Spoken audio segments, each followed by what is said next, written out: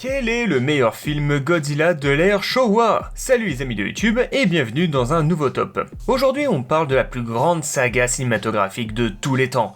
Je parle, bien évidemment, de Godzilla. Ce monstre a su transcender un genre et devenir une image de la pop culture. On va donc voir quel est le meilleur film de la première ère. Mais bien évidemment, petit disclaimer, ce top ne correspond qu'à mon ressenti et à mes goûts. Vous avez très certainement un point de vue différent, donc n'hésitez pas à m'en faire part en commentaire. De plus, si ce n'est pas fait, je vous invite à vous abonner et activer la petite cloche pour ne rater aucune vidéo. Maintenant que tout est clair, voyons comment est réparti les films Godzilla.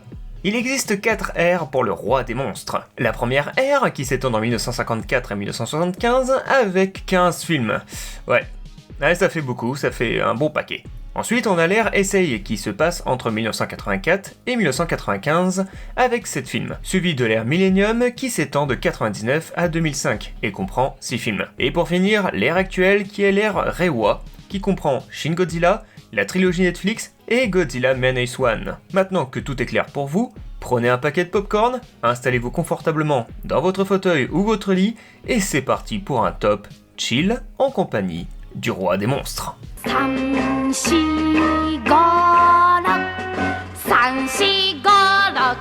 On commence la dernière place avec cette petite catastrophe. Godzilla All Monsters Attack. Ça paraît être un reshoot fait par un amateur, mais non, pas du tout. On suit les aventures d'un jeune garçon qui vit dans la ville industrielle de Kawasaki. Ce dernier affronte sa solitude à travers ses rêves d'évasion sur l'île des monstres et son amitié avec Minilla, le fils de Godzilla. Ouais.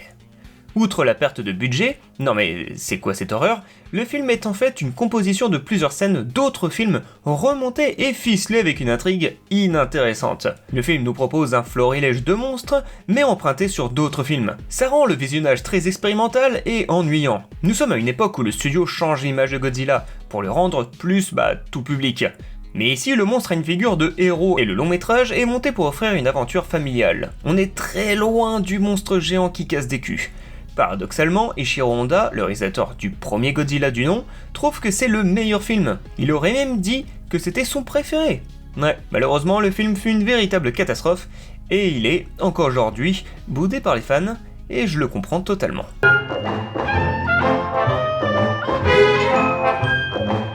La catastrophe visuelle qu'est Minilla avait pour but de conquérir le cœur des jeunes enfants. Ce truc, censé être mignon, était la nouvelle mascotte du studio. Le scénario est tout aussi bateau que son nouveau héros.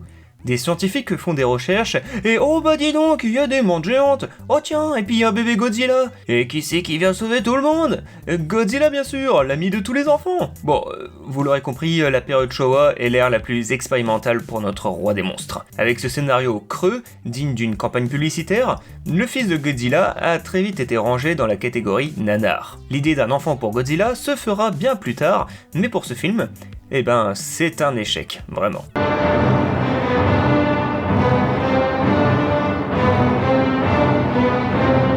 S'il y a des fans incontestés de la licence, vous avez sûrement haussé un sourcil. Ici, Godzilla est bien l'ennemi de la nation, et un nouveau kaiju arrive pour sauver l'humanité, Mothra. Beaucoup de personnes aiment ce film, mais moi personnellement, je le trouve long, mais franchement très très long. C'est extrêmement mou, les affrontements ne sont pas dynamiques, et tout le lore autour de Mothra me laisse indifférent. Après, le film possède une bonne musique. Mothra a un design plutôt efficace et les décors sont assez jolis. Cependant, il n'y a même pas un minimum de fun dans ce film. Mothra contre Godzilla transpire le sérieux, il n'est pas amusant et tire beaucoup trop en longueur. À éviter, selon moi. Désolé. Vous voyez ce que je viens de dire? Que Mothra contre Godzilla était trop sérieux? Eh bien King Kong contre Godzilla, c'est tout l'inverse. Retour dans le nanardesque avec cet affrontement dantesque entre deux monstres qui sont entrés dans le panthéon des créatures de la pop culture. Suite du retour de Godzilla, le roi des monstres sort de sa prison de glace. En parallèle, une équipe découvre le singe géant Kong. Et si ce dernier pouvait aider l'humanité à combattre Godzilla? Et oui, c'est dans ce film que la rivalité des deux monstres va naître. Entre acting proche de l'amateurisme, effet cartoonesque, la gueule de Kong issue d'un lendemain de cuite, le manque de sérieux, la fucking électricité de Kong comme Palpatine, et la fin étrange, King Kong contre Godzilla est comme une blague nulle, qui dure trop longtemps. C'est moche, on s'ennuie, on rigole certes, quelquefois, mais pas parce que le film est drôle. On se moque de lui, et c'est pas le but à la base. Je vous invite d'ailleurs à regarder ma vidéo sur King Kong où je raconte comment le Japon a pu avoir les droits pour cet affrontement qui restera dans les mémoires, mais pas pour de bonnes raisons.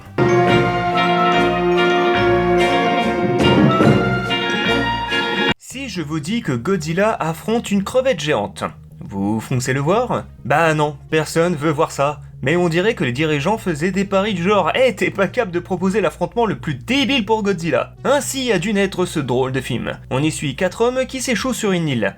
Cet endroit mystérieux est contrôlé par une organisation criminelle qui peut maîtriser le kaiju Ebirah. S'ensuit alors un affrontement entre Mothra la mythe géante et le fameux Godzilla qui dormait là par hasard. Dites-vous qu'à la base, on devait avoir King Kong contre Ebirah. Est-ce que c'était un meilleur choix que de mettre Godzilla à la place ? Je ne pense pas. C'est un film assez ridicule dans son ensemble. Les affrontements avec le kaiju sont risibles, le scénario est tout pété, il y a énormément de longueur, mais par contre, les décors sont très cool. Les costumes sont plutôt satisfaisants et la musique est sympa. Même le final mérite un peu d'intérêt. Malheureusement, c'est entaché par une histoire bancale et avec un antagoniste, sans intérêt.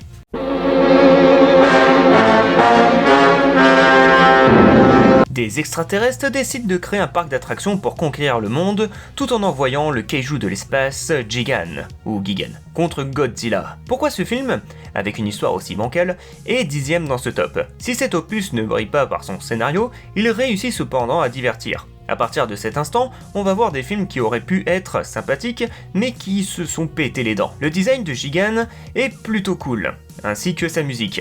D'ailleurs, les designs des monstres en général sont plutôt réussis. On a Godzilla, Anguirus, Ghidorah et Gigan, un avant-goût de gros rassemblements de monstres. Enfin, une fois de plus, le film est plutôt lent et ridicule sur bien des aspects. Dommage. Les envahisseurs viennent ici des océans. Le roi de Citopia, le monde marin, décide de conquérir le monde terrestre. Pour ce faire, il dérobe un robot, Jet Jaguar, et envoie le monstre Megalon, un scarabée géant. Je trouve le design de Megalon moins réussi que Gigan. Cependant, le film est plutôt intéressant, sans être une révolution. C'est une énième histoire d'envahisseurs, mais venant de la mer. D'ailleurs, les costumes sont très... particuliers. Sinon, on a du beau monde dans ce film. Godzilla, évidemment, mais aussi Anguirus, Gigan revient, on découvre Megalon et le robot Jet Jaguar. Une petite découverte qui garde malgré tout l'étard des autres films de cette ère, à savoir une narration très lente, des moments nanardesques et un ennemi moins impactant. Il y a de bonnes idées, notamment des scènes un peu gore, mais ce n'est pas une réussite.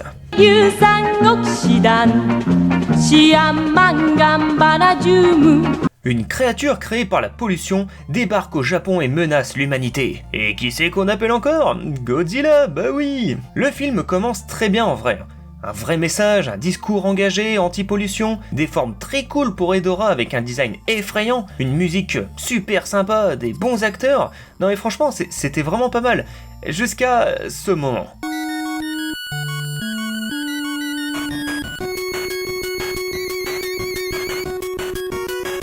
Mais qu'est-ce qu'ils t'ont fait, Godzilla? La fin devient nanardesque sans aucune raison. Qu'est-ce qui s'est passé? Pourquoi ce revirement? On était à 2 doigts d'un bon film, mais non, tout a été balayé, sans raison à la fin. Je comprends pas, et c'est, encore une fois, vraiment dommage.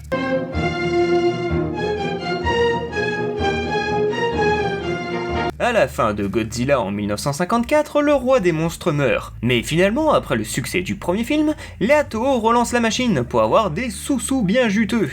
Et oui Billy, la mort n'est pas vraiment définitive dans les films Godzilla. Ici c'est un nouveau Godzilla qui apparaît et qui affronte Anguirus. D'ailleurs, Godzilla finira enseveli dans une avalanche. C'est ce Godzilla qui sera réveillé plusieurs fois pour sauver les fesses de l'humanité. Le film est quand même intéressant, il sera un petit peu le papa de tous les versus qu'on verra dans les autres films. Mais... cependant, sans surprise, il est assez lent. Il est quand même rattrapé par un acting que je trouve plutôt bon, même si les fans de la première heure trouvent que l'acting n'est pas terrible. Moi je trouve qu'il y a un peu plus de corps et qu'on s'ennuie pas. La musique est aussi bonne que le premier film, et je dirais que l'histoire est plutôt bien ficelée. Donc en vrai, ça va.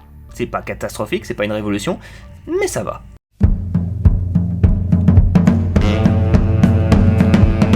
Alors, ce film est plutôt cool de manière générale.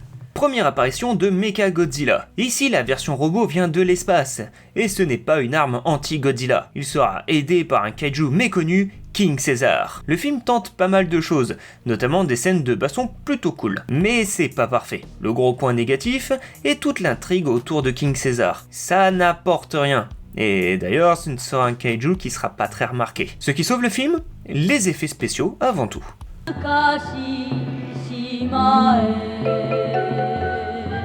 Première apparition du plus grand ennemi de Godzilla, un étrange astéroïde s'écrase sur Terre et l'équipe du professeur Murray part enquêter sur place. Pendant ce temps, une femme étrange prétend être une martienne et annonce la fin de l'humanité. La martienne prophétise le retour de Godzilla et Rodan, ainsi que la venue d'un monstre de l'espace appelé King Ghidorah. La Toho aime beaucoup les extraterrestres. En vrai, ce film est plus haut dans le classement parce qu'il est bien mieux maîtrisé que les autres. Cependant, il reste assez cliché dans la filmographie du roi des monstres. Martien, monstre de l'espace, baston, Godzilla gagne, il manque un peu de développement. C'est un résultat tiédasse, mais qui fait le café. Genre un café soluble quoi, ça se boit.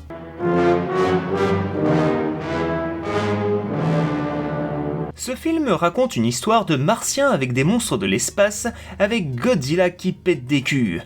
Attends, c'est déjà vu ça, non? Ah bah donc ça se passe pas sur Terre, rien à voir. Je rigole, mais en vrai c'est plutôt sympa. Il y a un petit côté cheap qui donne un certain charme au film.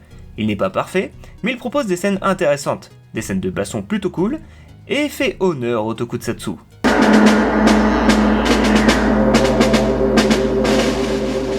Les extraterrestres de la troisième planète du Trou Noir ont réussi à rebâtir Mechagodzilla pour envahir la Terre. Ils se sont associés au docteur Mafune, un savant rejeté par la communauté scientifique et capable de contrôler un dinosaure géant marin, Titanosaurus. Petit Final Wars avant l'heure, Final Wars étant un film Godzilla qui rassemble tout le bestiaire de la Toho, mais qui sortira bien plus tard, ce film propose plusieurs moments coup de poing et coup de patte. Ça part un peu dans tous les sens, mais on aime ça. C'est décomplexé et assumé. Bon, par contre, le Titanosaurus est dégueu, désolé. Comme King Caesar, il ne restera pas dans les mémoires.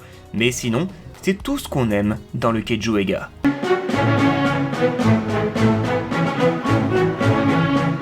Sur une île, les aliens Kilat délivrent les monstres géants et les aliens se servent de ces créatures pour attaquer les humains. L'humanité doit réagir pour mettre fin au chaos provoqué par les kaiju, dont Godzilla. Encore dans les prémices de Final Wars, les envahisseurs attaquent proposent un film assez divertissant et surtout généreux en monstres. On aime ce qu'on voit, c'est beau, bien réalisé, avec pas mal de kaiju. Non, franchement, c'est pas mal, même si Godzilla n'a pas son meilleur glow-up.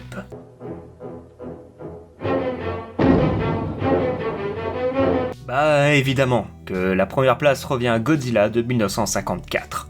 Un monstre sort des mers et terrorise le Japon à coups de souffle atomique. Tout est parfait. Ce film a atteint un niveau d'excellence non égalé dans cette ère.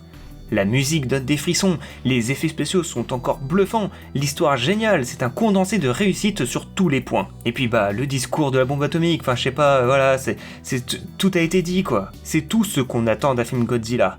Des effets spéciaux incroyables, un monstre incroyable et surtout du sous-texte. Ne soyez pas rebutés par le noir et blanc parce que cela apporte un style unique au film. Bref, voyez ce film. Vraiment, voilà, il faut le voir. Et voilà pour ce top, oula que c'était long à faire. J'espère que ça vous a plu, likez la vidéo et abonnez-vous si ce n'est pas fait. Je vous invite à voir ma vidéo 5 faits de films sur le roi des monstres et de lâcher votre petit top des films Godzilla. Vous pouvez me suivre sur X, et ça fait toujours très bizarre de dire ça à haute voix, et surtout suivez-moi sur Instagram @cinemga et le cybercafé où je fais des critiques de films. Je vous dis à très bientôt, salut les amis de YouTube.